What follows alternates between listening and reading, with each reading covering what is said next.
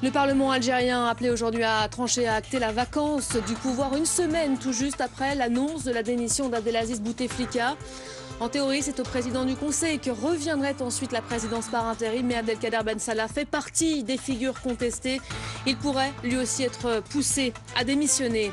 Bienvenue si vous nous rejoignez sur France 24, bienvenue dans cette édition. Une nouvelle journée cruciale a donc débuté en Algérie. Le Parlement doit se réunir pour officialiser la vacance du pouvoir. Il s'agit d'entériner la démission d'Abdelaziz Bouteflika et de désigner aussi un président par intérim. En théorie, selon la constitution algérienne, le poste revient de droit à Abdelkader Ben Salah, président du Conseil de la Nation. Mais ce dernier fait partie du cercle contesté proche du pouvoir. L'hypothèse de sa démission n'est donc désormais plus écarté. Noémie Roche. Vendredi dernier, dans les rues d'Alger, ils étaient des centaines de milliers. Ces manifestants veulent la fin du système et réclament une refonte complète du paysage politique. La démission de Bouteflika n'est pas suffisante. Nous, on veut le départ de tout le système. Tous ceux qui ont l'odeur de Bouteflika ne resteront pas. On ne veut pas de Ben Salah, on ne veut pas de ce gouvernement.